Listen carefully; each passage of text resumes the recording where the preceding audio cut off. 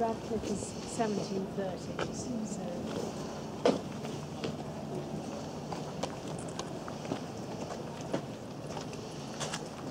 You can put on the grass. This is just grass,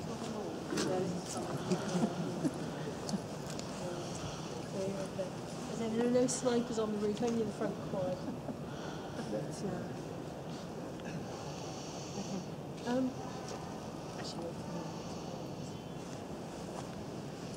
If we just squeeze in a bit, so we look a bit less.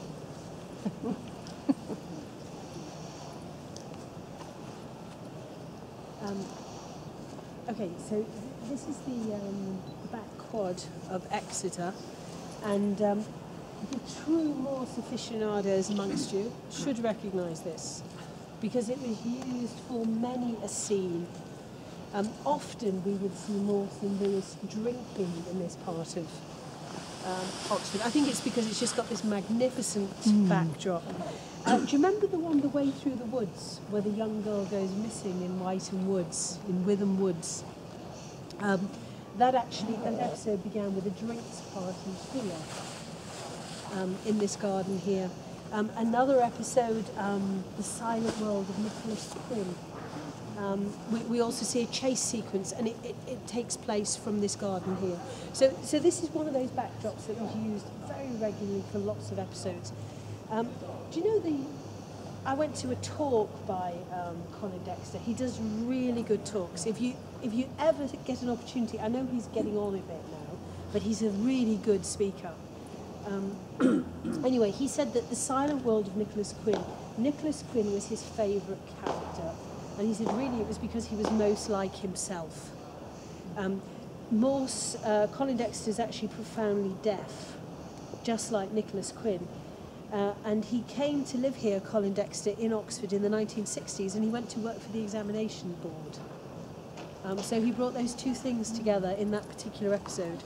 I don't know that he was involved in corruption with sheikhs or anything like that. But now, what we're going to do is we're going to just walk up here, and we'll walk along the wall, and we'll come back down again. Yeah? Just bear in mind, folks, that the only way into the college was past the porter's lodge. Okay, for most people anyway. I'm not saying other doors don't exist, but usually that's the only way.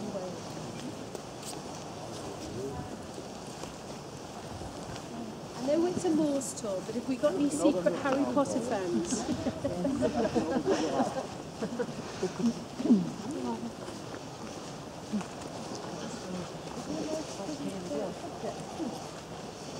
What's that? When?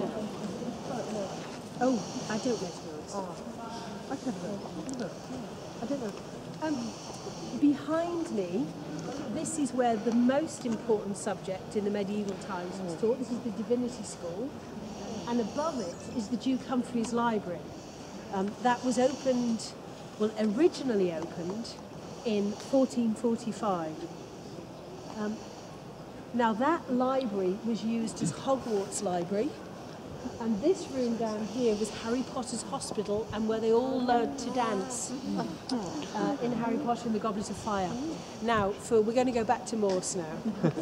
Well, actually, we'll go to Lewis. Do you remember in the first episode of Lewis, and it involved 3 students that had left Oxford under a cloud in their first year, and they'd all been studying Greek.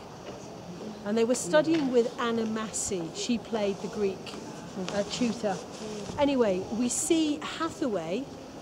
I always call him Fothergill. Anyway, Hathaway, I got it right. Hathaway. He's got a piece of paper with some Greek written on it. So he makes his way to the Duke Humphreys Library to see Anna Massey, who's playing the Greek professor. Anyway, he walks up to her. Now, if you imagine, in between these windows, there are bookcases.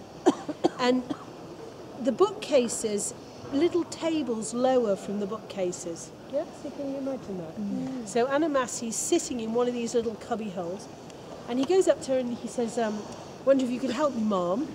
So anyway, she has a little look at this, and she said, what did you study? And he said, I studied the classics, Mom. And she said, And where did you study? He said, Cambridge, Ma'am. And she said, that explains it. She said, their telephone numbers.